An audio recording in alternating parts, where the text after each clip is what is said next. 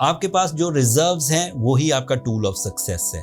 आपके पास जो एक्सपीरियंसेस हैं वही आपके डिसीजंस की बेस होनी चाहिए। 11 महीने आपने जो कमाई की, इज्जत बनाई, सेहत बनाई, रिलेशनशिप्स बनाए, मटेरियल एडवांटेजेस लिए, प्लान्स बनाए, एजुकेशन हासिल की, अब जब वो थोड़ी सी कमज़ोर हालत में आया वो सारे ही फिनिश हो जाएं, वो सारे ही बेकार हो जाएं, ऐसा मुमकिन नहीं है। ज़रूरत इस अमर की है कि ज़्यादातर चीज़ें कंट्रोल्ड वे में लेकर चलिए, नज़्म ज़ब्त के साथ। फैसले हों, जॉब हो, रिलेशनशिप हो।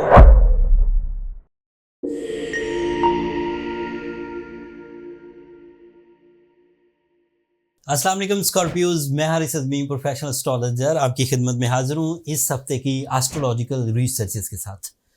16 सितंबर से 22 सितंबर तक निज़ाम शमसी में दो एस्ट्रोलॉजिकल इवेंट्स हैं।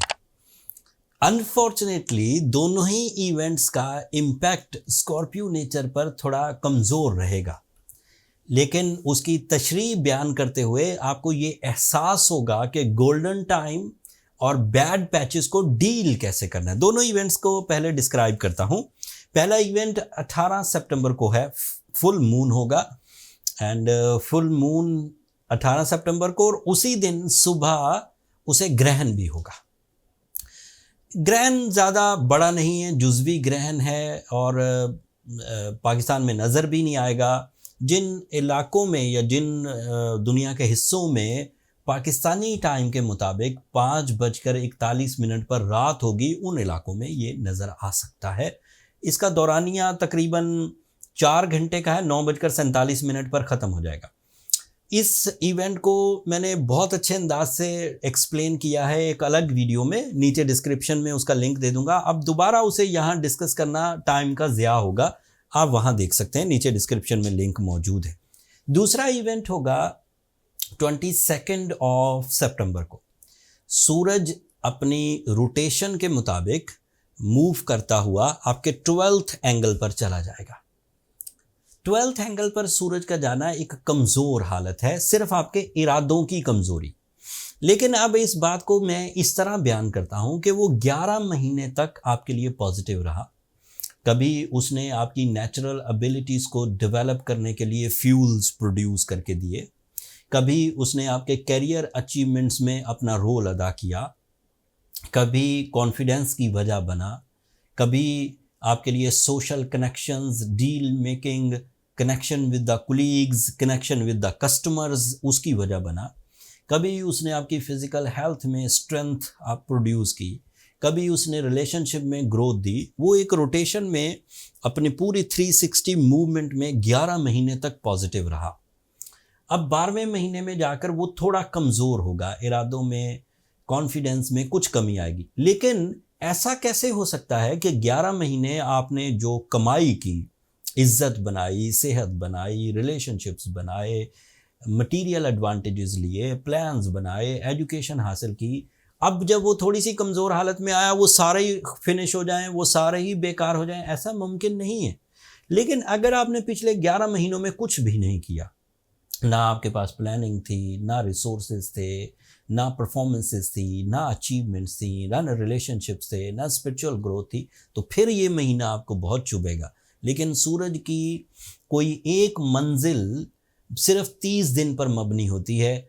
अब जब सूरज दोबारा अपनी इस 30 दिन की मंजिल को क्रॉस करके आपके फर्स्ट एंगल पर आएगा, then again you are on track with 11 months इंशाल्लाह। लेकिन अभी 30 दिनों के लिए 22 सितंबर से 22 अक्टूबर तक आपको केयरफुल होना होगा अपनी जजमेंटल एबिलिटीज़ में, अपनी डॉक्यूमेंटेशन में, अपने कम्युनिकेशन सेक्टर में एंड अपने आदतों में। आदतों के उलझाव के चांसेस भी बढ़ जाते हैं जब सूरज 12th एंगल पर हो। सो चांद ग्रहण हो या सूरज का 12th एंगल पर जाना हो, ये आपके लिए टाइम टेस्ट होगा स्कॉर्पियोज। बट अदरवाइज कुछ प्लैनेट्स हैं जो आपको सपोर्ट दे रहे हैं, उनका थोड़ा थोड़ा जिक्र करता हूँ। मार्स आपका रूलिंग प्लैनेट है और वो 9th एंगल पर है इस वक्त, that is positive and Mars is the only replacement. अगर सूरज बिल्कुल भी आपको फेवर ना कर रहा हो तो मार्स सूरज की रिप्लेसमेंट के तौर पर तकरीबन सूरज जैसा ही सूरज जितना तो नहीं, लेकिन सूरज जैसा ही रिस्पॉन्ड करता है। ये आपके फर्स्ट एंगल को प्लेजेंट रखेगा। First angle means your natural abilities, your talent, your personality and your जो इस वक्त की परफॉर्मेंसेज हैं, लाइक कंपटिशन्स हों या जनरल परफॉर्मेंसेज हों, दोनों में आपको सपोर्टिव रखेगा। मरकरी भी आपके लिए अच्छे एंगल पर है, बट मरकरी भी आखिरी हफ्ता है उसका अच्छे एंगल पर। मरकरी आपके लिए 11th एंगल पर है, अगले हफ्ते इसने भी 12th एंगल पर चले जाना है। So you have to careful. अगले कुछ दिन आपके लिए तरतीब के एतबार से थोड़े कमज़ोर हैं, आपके लिए टाइम इतना सपोर्टिव नहीं है, इसलिए कोशिश करिए कि ज़्यादातर कामों को क्रॉस चेक करके एक्सपीरियंस बेस्ड डिसीजंस लीजिए, फैसले अपने हाथ में रखिए, उन कामों को बगैर किसी हेजिटेशन के कर गुजरिए जिन पर आपका पूरा अबूर हो, जिन कामों में ज़रा नए तरह के इकदाम करने हैं, पहले आपने कभी नहीं किए, उनका तजर्बा भी नहीं है एंड उनके एंड पॉइंट का भी आपको पता नहीं कि उनके रिजल्ट्स कैसे रहेंगे, उनसे ज़रा गुरेज करिए।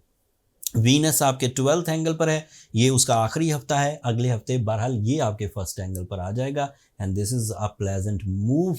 2 प्लैनेट 12th एंगल पर चले जाएंगे और 1 प्लैनेट फर्स्ट एंगल पर आ जाएगा, लेकिन ये अगले हफ्तों में होगा। अब सादा लफ्ज़ों में समझाता हूँ, ये सब टेक्निकल खबरें थी।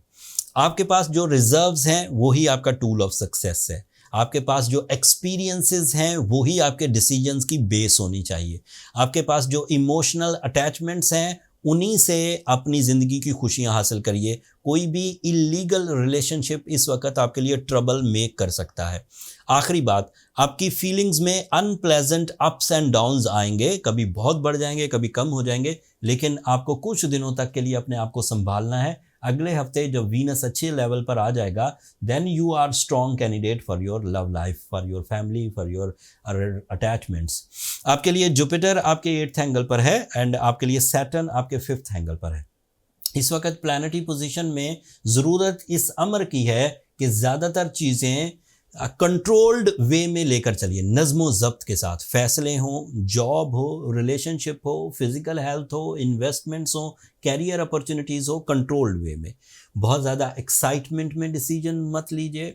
बहुत ज़्यादा बड़ी इन्वेस्टमेंट्स जो कमर तोड़ के रख दे उस तरह की इन्वेस्टमेंट्स मत करिए। अपने फैसलों को अपने पास रखिए, लोगों पर ज़्यादा डिपेंड मत करिए। आपके ख़िलाफ़ अगर कोई साजिशें नहीं हो रही तो अच्छी बात है, अगर आपके ख़िलाफ़ कोई साजिशें हो रही हैं तो अपने आप को महफूज और उनको काउंटर करने के लिए हर मुमकिन कोशिश करिए। यही इस हफ्ते की डिमांड है। जिन चीज़ों को आप खुद कर जाएं बहुत अच्छी बात है, जिन चीज़ों को आप खुद ना कर पाएँ वहाँ पर सूरज शम्स का सहारा लीजिए। दिन में 5 दफ़ा सूरज शम्स पढ़ना आपके लिए बहुत मौजू होगा। ब्लू सफ़ायर पहनना या रूबी स्टोन पहनना आपके लिए स्टार्स की जो नेगेटिविटीज़ हैं उन्हें रिपेल करने में बहुत मदद देगा। सिर्फ स्टोन नेचुरल पहनना ज़रूरी है, सिंथेटिक या लैब क्रिएटेड स्टोन मत पहनिएगा। अगर आपकी उम्र 25 से 40 साल के दरमियान है तो 10 कैरेट ब्लू सफ़ायर या 10 कैरेट रूबी आपके लिए इनफ रहेगा। अगर स्टोन आइडेंटिफिकेशन या स्टोन ग्रेडिंग आपको खुद आती है तो कोई मुश्किल नहीं, फिर तो आप कहीं से भी बाय कर सकते हैं। लेकिन अगर आपको स्टोन आइडेंटिफिकेशन या स्टोन ग्रेडिंग की नॉलेज नहीं है तो फिर आप एस्ट्रोजेम्स के स्टोर से बाय कर लीजिए। वहाँ पर प्रोफेशनल्स ने स्टोन्स को आइडेंटिफाई करके ग्रेड करके आपके लिए लिस्ट कर दिया है। नीचे डिस्क्रिप्शन में स्टोर का लिंक आ रहा होगा। आपको अपने ट्रीटमेंट के लिए, अपने टाइम बिहेवियर को सही सिमत में रखने के लिए जिस तरह की रेमेडी की ज़रूरत है वो वहाँ आपको मुयस्सर आ जाएगी। अगले हफ्ते जो 2 चेंजेस हैं, मरकरी का 12th एंगल पर आना और वीनस का 1st एंगल पर आना, आपके मामलात पर, आपकी सोचों पर, आपकी लव लाइफ या रिलेशनशिप पर क्या असर डालेगा वो तफसील अगले हफ्ते बयान करूँगा। तब तक के लिए अब मुझे और मेरी टीम को इजाज़त दीजिए स्कॉर्पियोज़। अगर मेरी ये कोशिशें आपको अच्छी लगी हों तो अपनी दुआओं में मुझे ज़रूर याद रखिएगा एंड चैनल को सब्सक्राइब करना मत भूलिएगा। आप लोगों की सब्सक्रिप्शन मेरी हौसला अफजाई की वजह बनती है। अगले हफ्ते तक के लिए अल्लाह निगहबान।